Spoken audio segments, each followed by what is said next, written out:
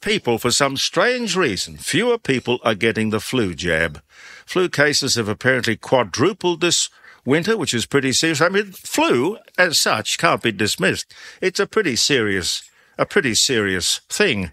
Professor Katherine Bennett from Deakin University, she's the head of epidemiology, dean, in fact, of the school. Professor, I think you're on the line now. How are you? I am. Good morning, Jeremy. Thank you very much for talking with us. My pleasure. Epidemiology is a wonderful word. What's it mean? It actually means the study of epidemics. So it is all about... I see. Yeah. It's nothing to do with the skin. Everyone used to jokingly or mistakenly think it was to do with the epidermis, but it's actually literally the study of epidemics. So we look at the distribution of not just disease but risks for disease to really generate the information that helps us both better manage disease, prevent disease and control outbreaks. But it also sits behind a lot of the evidence base behind medical treatment. So it's, determining which particular drugs work best or whatever are all based on these epidemiological methods. So it's a really important part of science, actually, in the health sciences. It must surprise you that with vaccination being so familiar to so many people, that people are for some reason dragging the chain or reluctant to get the flu needle. Why, I wonder? Yeah, look, there's been a lot of talk about this. There are experts that focus on motivation for being vaccinated. And, we know that with the pandemic, it's really perturbed everything. It's really thrown a lot of the normal day-to-day things around healthcare and infectious disease management, just turned it on its head. And so for some people, I'm sure it's fatigue or just forgetting, or you've had your COVID, but you forget you need flu as well. And some people are just over it and don't want any more vaccines for a while.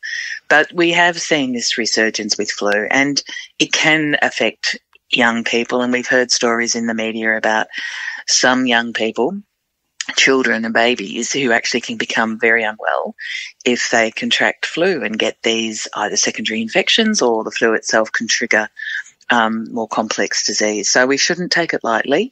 I think it's something that, people need to stay aware of, particularly when we're in flu season. In some states, we're past the worst of the flu season, but in others, like Adelaide, we're still seeing the cases on the rise there. So it is still, the time where a lot of those winter bugs are circulating, but flu in particular is causing us a problem this year. I heard the other day that Australia needs another 2,460 general practitioners.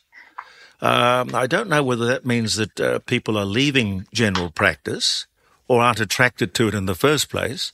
But if we don't have GPs that we can go to, we're going to end up going to the emergency departments, which is exactly what's plaguing us here in Adelaide at the moment, maybe most cities in Australia. Yeah, look, it is absolutely important having that primary health care, community-embedded, GP practice, even with things like vaccinations. If your GP is more likely to, if you're seeing someone you regularly see, if you're someone who's a bit more at risk, so you're an older person or you have complex health conditions, then, it's actually that relationship with a GP that's really important.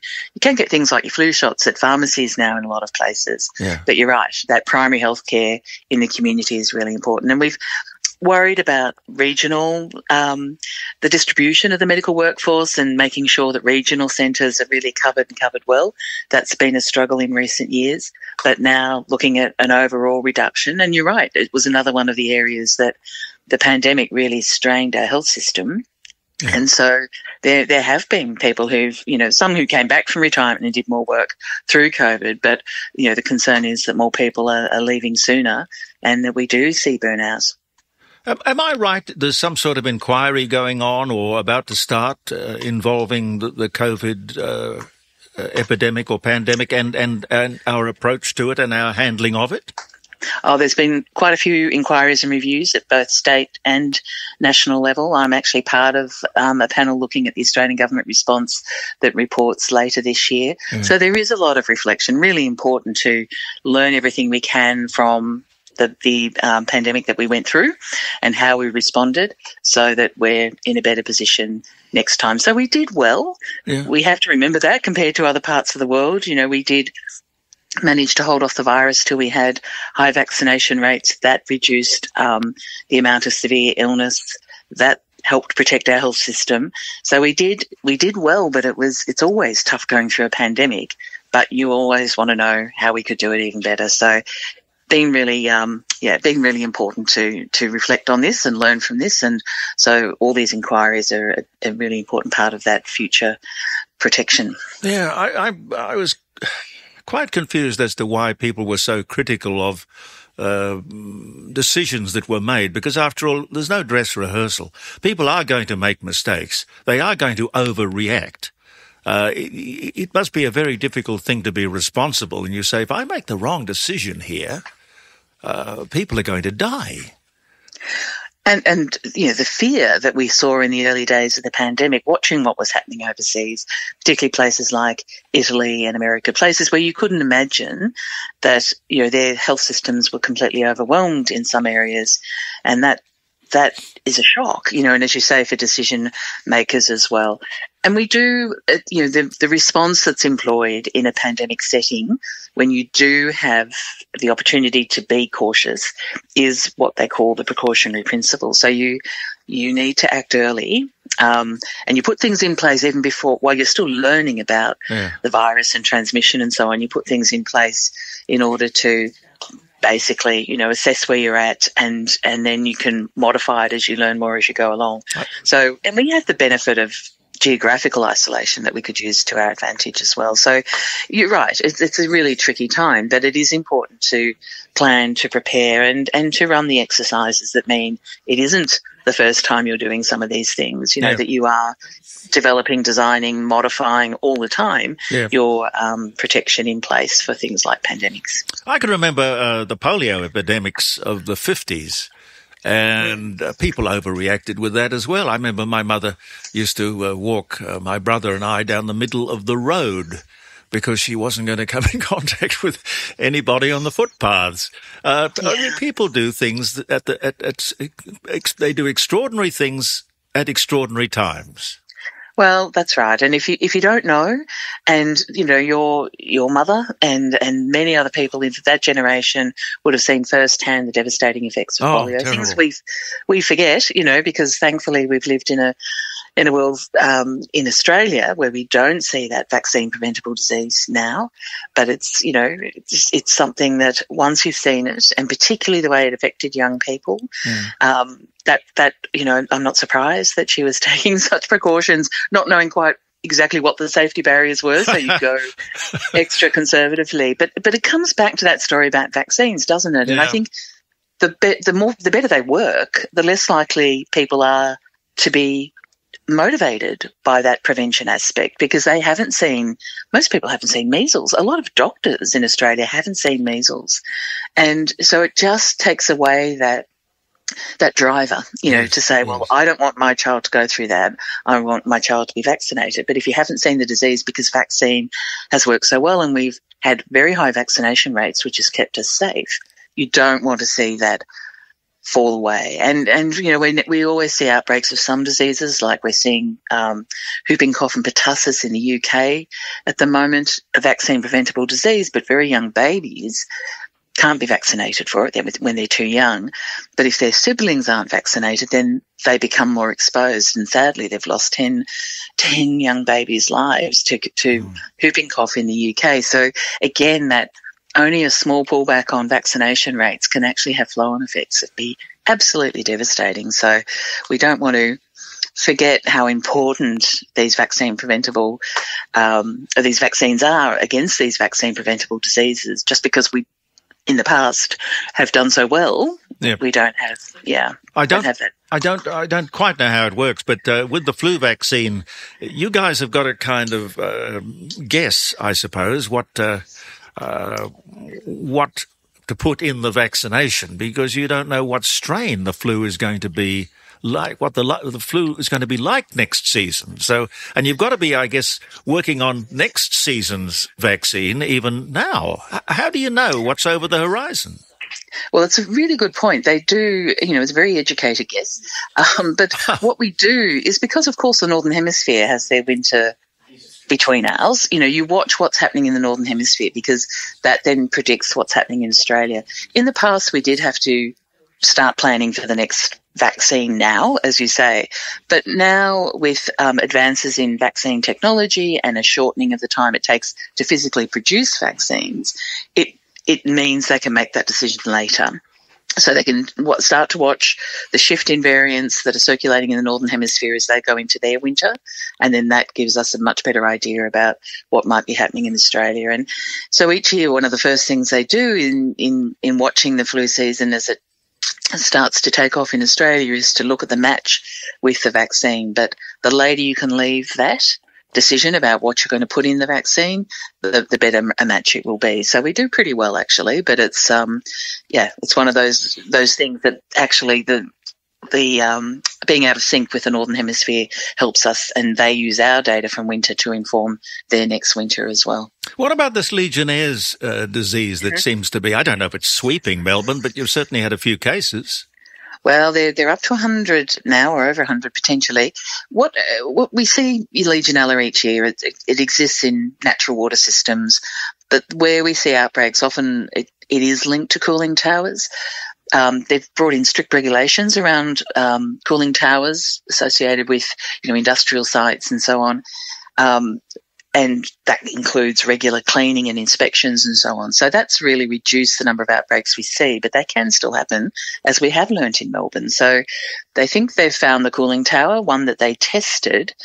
After they tested these towers, they disinfected them all because they knew the part of town where the cases appeared to have been in common, somewhere that they suspected the source was.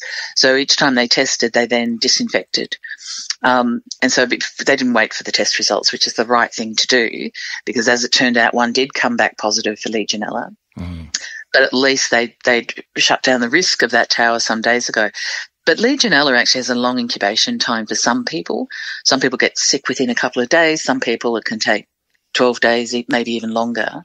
So we're still seeing cases emerge either because they've been incubating and they're just now getting symptoms and they're exposed before it was disinfected some days ago, or also because the call-out has happened, people with more mild symptoms who might have had those symptoms for a week or so but didn't see a doctor, now thinking, wow, I was in the area. They go to their doctor, get tested, then we're likely to pick up more of those mild cases as well. But most of the earlier cases, there's 77 or so, 76 of them were in hospital, and now we know some people have been, transferred to ICU, and of course there were 2 lives lost. So Legionella can be very nasty, and really important that the health department gets on it as quickly as they have in this case. But sadly, we're still hearing about a few more cases. And the other thing I'll say is weather doesn't help either. You get these inversion layers in winter where those misty mornings, you get foggy mornings. Yes, we've got one here. Yeah, and the air's still, but that brings the warm air out of cooling towers down to ground level, or it might, shift its flow and it might go into other air conditioning intakes, and that's when it becomes more of a risk. It's not just coming out of a cooling tower and dissipating in the wind. No. It's concentrated in an area, and you might see a few cases. So the combination of having a tower, which, can naturally get contaminated, but you hope with the cleaning rules and so on that it doesn't happen. But if it does, and you've got those weather conditions, that's when you can see these larger outbreaks. So yeah, it's something it's always there as a risk and needs to be constantly managed.